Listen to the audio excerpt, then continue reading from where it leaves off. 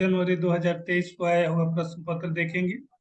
तो देखिए, पहला प्रश्न मैथ का प्रश्न पत्र देखेंगे। तो पहला प्रश्न क्या है, कह रहा है अंकों 0, 3 और 5 की पुनरावृत्ति किए बिना इन तीन अंकों के उपयोग से 3 अंक की कितनी भिन्न भिन्न संख्याएं बनाई जा सकती। तो प्रश्न क्या कह रहा है, हमें क्या करना है, अंक कौन कौन से हैं, 0, 3 और 5। और हमें क्या करना है, पुनरावृत्ति नहीं करना है, मतलब एक अंक दो बार यूज नहीं करना है। और हमें कितने अंकों का संख्या बनाना है, 3 अंकों का संख्या बनाना है। तो वो पूछ रहा है कितनी ऐसी संख्याएं बनाई जा सकती है। अब देखिए क्या करेंगे, हमारे पास अंक क्या क्या है, देखिए अंक है हमारे पास 0, 3 और 5।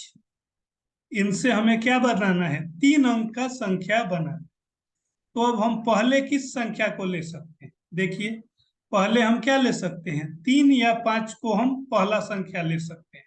0 को नहीं ले सकते, क्यों, क्योंकि 0 को अगर लेंगे पहला संख्या तो अंक क्या बनेगा, या तो 35 बनेगा या क्या बनेगा, 53 बनेगा।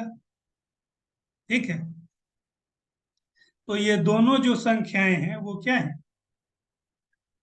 2 अंकों की संख्या है। लेकिन हमें उत्तर बताना है कि जो संख्या कौन सा संख्या है, 3 अंक का भिन्न भिन्न कितना संख्या बन रहा है ये बताना है।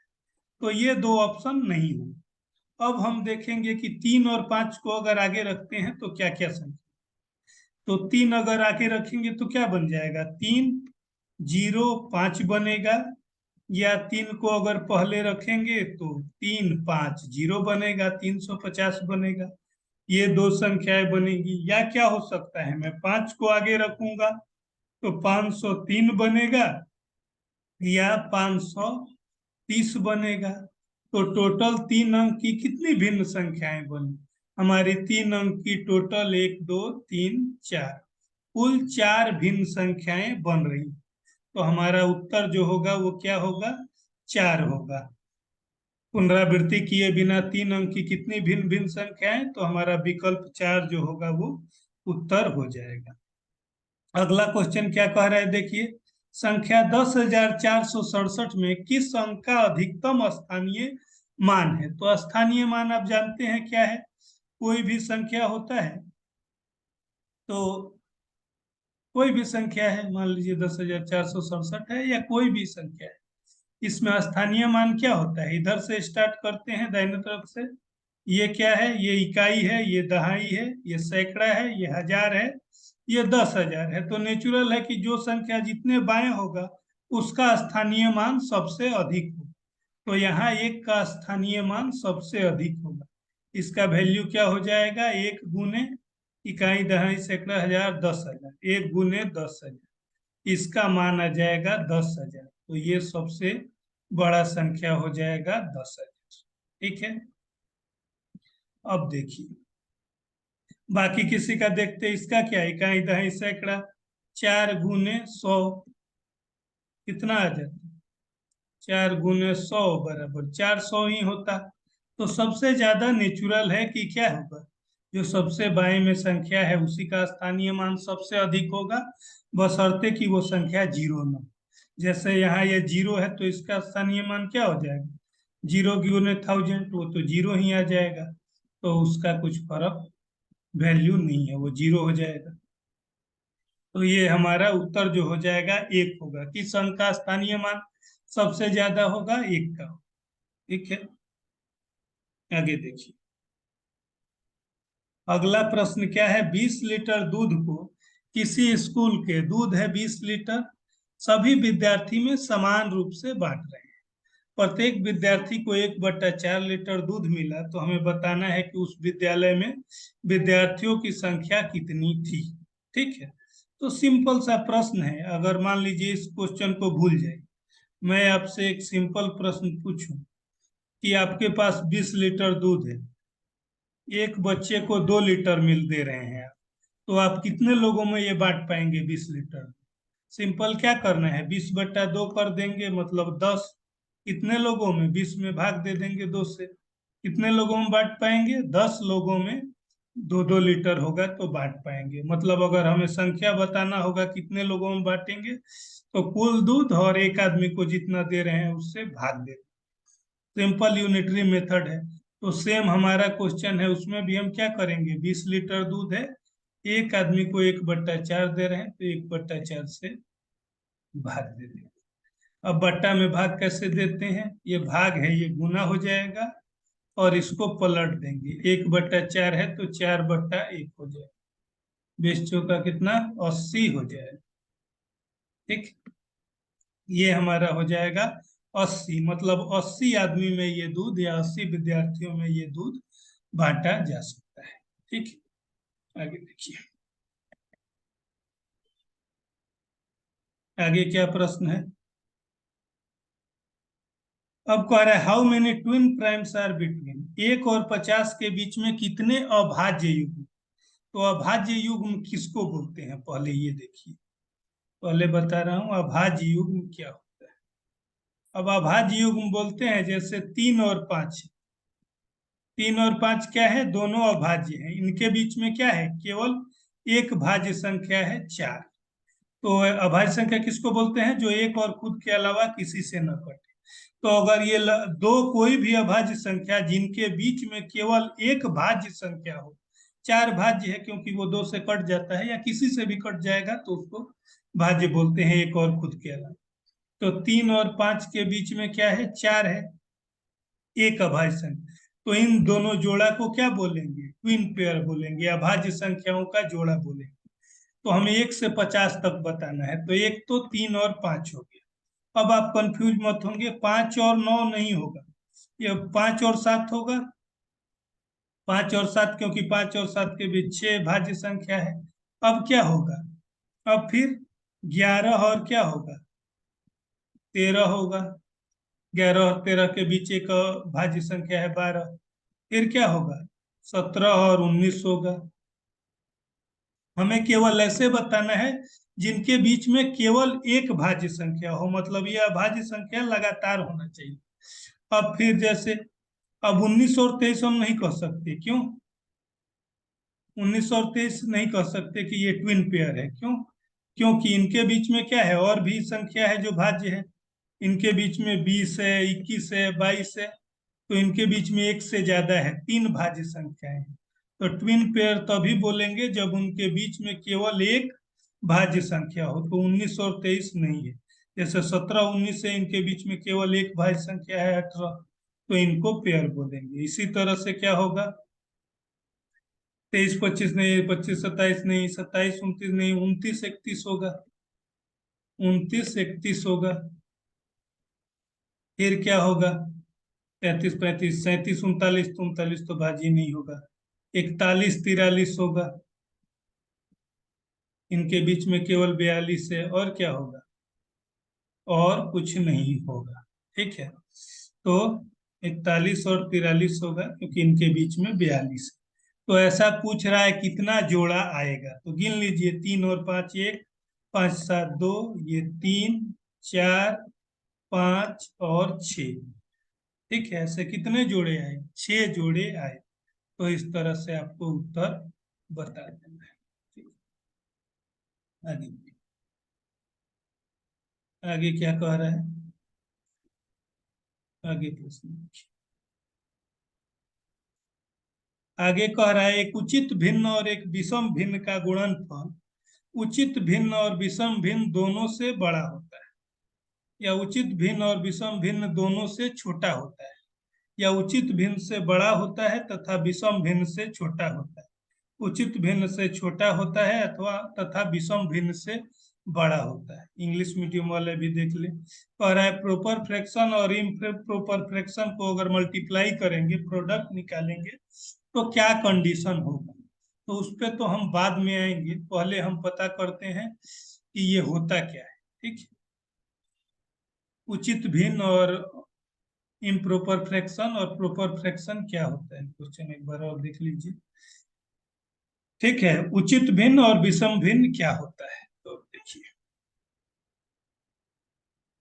उचित भिन्न और विषम भिन्न किसको बोलते हैं, तो देखिए, भिन्न में क्या हो सकता है, भिन्न में क्या होता है, अंश और हर। जैसे मान लीजिए 3/5 है, ऊपर वाले को अंश बोलते हैं, नीचे वाले को हर। तो जिस भिन्न में ऊपर वाले का मान, अंश का मान, अंश जो होगा हर से कम होगा। अंश क्या होगा? अगर हर से कम होगा, अंश कम होगा हर से, तो इसको उचित भिन्न बोलेंगे। और अंश अगर ज्यादा होगा तो विषम भिन्न बोलेंगे। जैसे 5/3 है तो इसमें क्या है, 5 अंश है और ये हर, इसको नीचे वाले को हर बोलते हैं। तो यहाँ अंश 5 है, हर 3 है, तो 5 ज्यादा है 3 से, तो इसको विषम भिन्न बोलेंगे। ये क्या होता है? विषम भिन्न।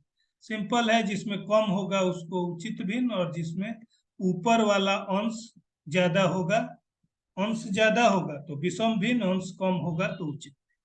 अब क्वेश्चन क्या कह रहा है कि इन दोनों का गुणनफल क्या हो। तो अब देखिए, कोई भी एक ले लीजिए उदाहरण के लिए और चेक कर लीजिए। मान लीजिए 3/5 है, एक आपने ले लिया उचित भिन्न, इन्हीं दोनों को ले लिए, और एक क्या हो, ये आ गया 5/3 आपने ले लिया विषम भिन्न। इनका गुणनफल क्या आएगा? ठीक, तो देखिए ये क्या आ गया, एक आ गया। अब वो पूछ रहा है कि इसका मान क्या हो। अब ऑप्शन पे आइए, तब आपको ज्यादा क्लेरिटी है। पहला ऑप्शन कह रहा है कि उचित भिन्न और विषम भिन्न दोनों से बड़ा हो। क्या होगा? दोनों से बड़ा होगा। अब हमने दो लिया था, एक लिया था क्या, उचित भिन्न 3/5, विषम भिन्न 5/3। इन दोनों का गुणनफल निकाला तो क्या आया? एक आया। अब चेक करिए, 3/5 का मतलब भिन्न में निकालेंगे 0.6, और 5/3 का मतलब 1.66। हमारा गुणनफल क्या आया? गुणनफल आया एक। तो पहला ऑप्शन कह रहा है कि ये जो आएगा गुणनफल, ये दोनों से बड़ा हो। तो ये सही है या गलत? तो देखिए ये गलत है, क्योंकि एक आया है, एक क्या है, इन दोनों के बीच है, 0.6 और 1.66 के बीच में है। तो इसका मान क्या आ रहा है? इन दोनों के बीच में आ रहा है। पहला ऑप्शन कह रहा है कि इन दोनों से बड़ा हो, तो ये ऑप्शन तो नहीं हो। दूसरा कह रहा है कि दोनों से छोटा होगा, तो दोनों से छोटा तो नहीं है। कैसे? देखिए, इसमें क्या आ रहा है, गुणनफल आ रहा है एक, इससे तो छोटा है 1.66 से, लेकिन 0.6 से छोटा नहीं है। मतलब ये दोनों के बीच में है। सिंपल क्या होगा, इसका जो गुणनफल होगा दोनों के बीच में होगा। तो ऐसा ऑप्शन हमें ढूंढना है। तो हमारा क्या होगा, कह रहा है उचित भिन्न से बड़ा होगा और विषम भिन्न से छोटा होगा।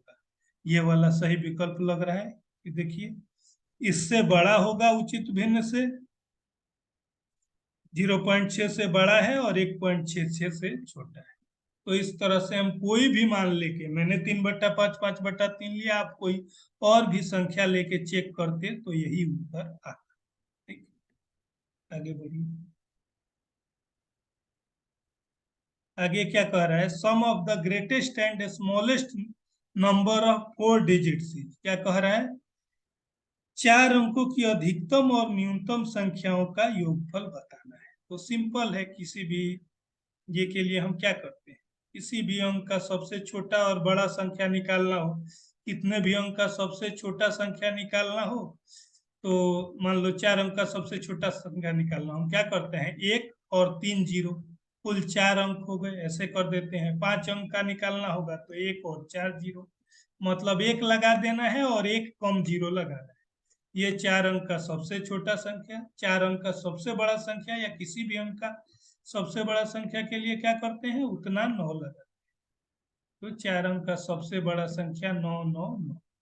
ठीक है, अब इन दोनों का योग बताना है। तो 9,999 और 1,000 क्या हो जाएगा, 10,999। जिस ऑप्शन में ये होगा वो हमें बता देना है। क्या हो जाएगा, 10,999 हमारा उत्तर हो जाएगा।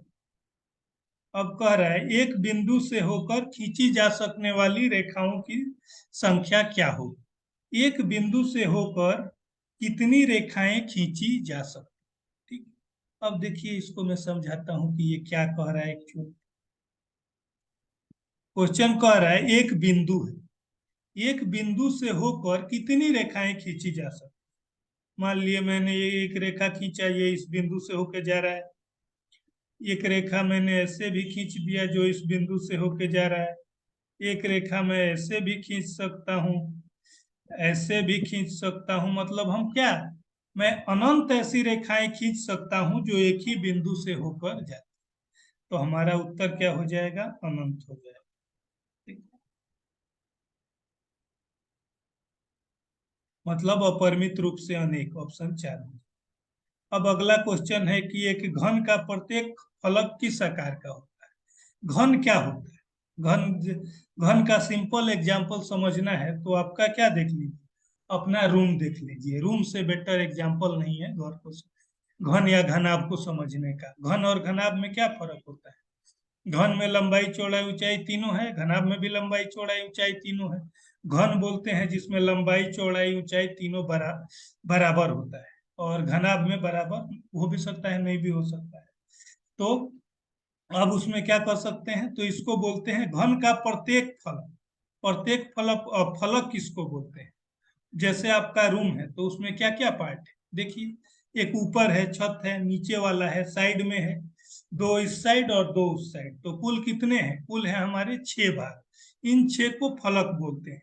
तो इनका आकार पूछा जाए तो कैसा है आकार, एक हर फलक का, नीचे वाला रूम का आपका फर्श है उसका आकार कैसा होगा, अगर वो घन होगा मतलब लंबाई चौड़ाई ऊंचाई होगा बराबर होगा, तो इसका नीचे वाला फर्श का आकार कैसा होगा, वर्गाकार होगा।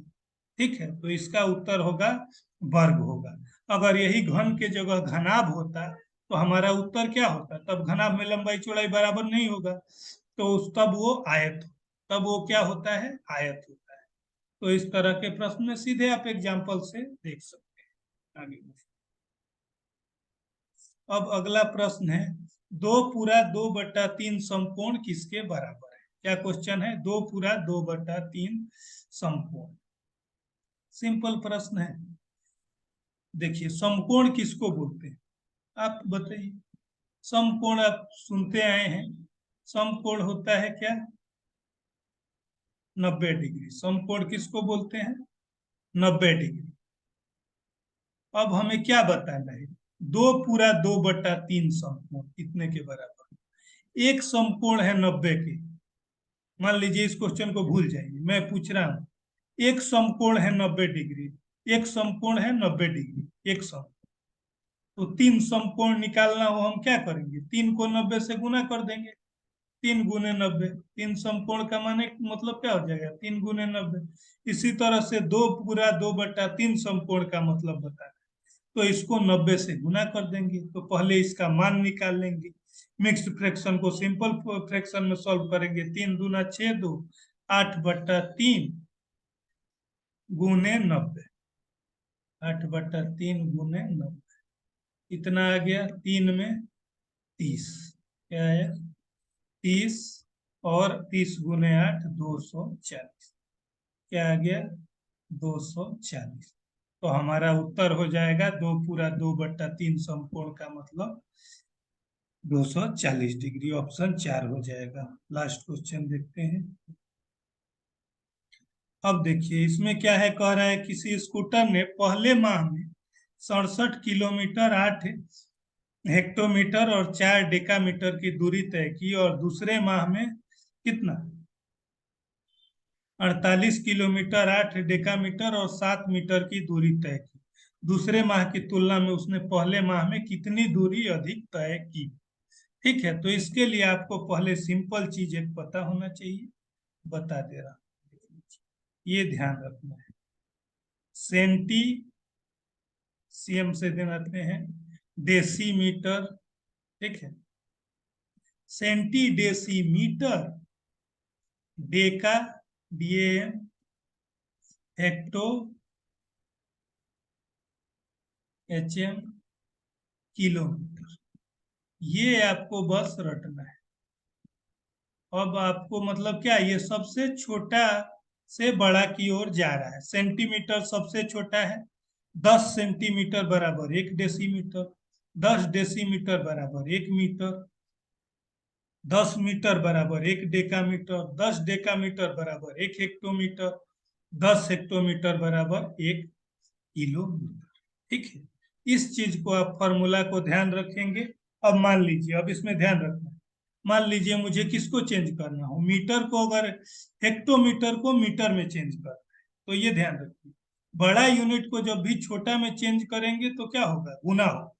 और छोटा यूनिट को ये छोटे से बड़े के ऑर्डर में है, ये क्या है, ये स्मॉलेस्ट से लार्जेस्ट के ऑर्डर में है, स्मॉल से लार्ज है। अब देखिए आप, क्या है, ये है, ये छोटे से बड़े के ऑर्डर में है। अब ये क्या है, मान लीजिए हेक्टोमीटर, इसको हम किस में बदलेंगे, मीटर में। तो ये वाला क्या है, मीटर छोटा है, हेक्टोमीटर बड़ा है, क्योंकि ये पहले है, जो पहले है वो छोटा है।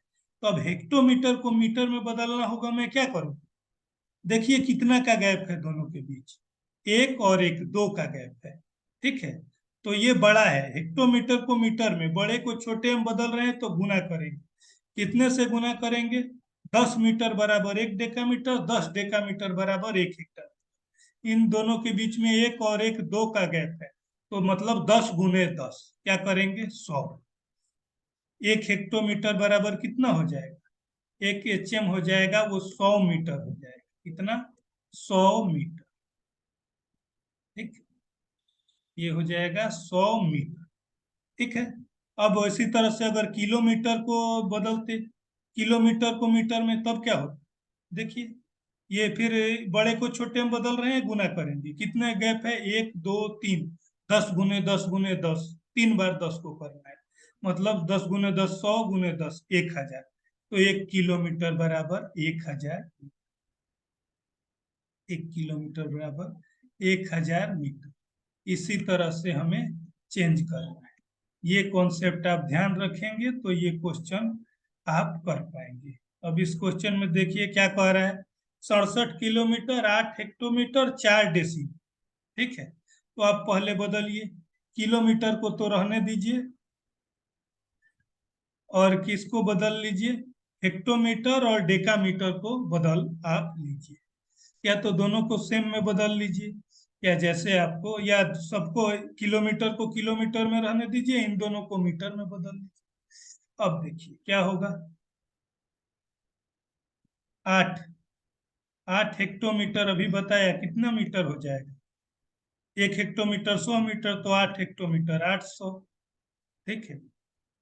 और 4 डेकामीटर कितना हो जाएगा, 4 डेकामीटर, डेकामीटर डीएम कितना हो जाएगा, देखिए डीएम और मीटर के बीच में क्या है, एक का ही गैप है, मतलब ये 10 गुना होगा, 4 डेकामीटर बराबर 4 गुने 10, 40, 40 मीटर। तो ये कितना आ गया, 800 और 40, कितना आ गया, 840, ये आ गया 840, ये 48 नहीं है, तो लिखने से आप लोग मत समझिए, 840 मीटर में आ गया, बाद वाला पोर्शन हमने कन्वर्ट कर दिया।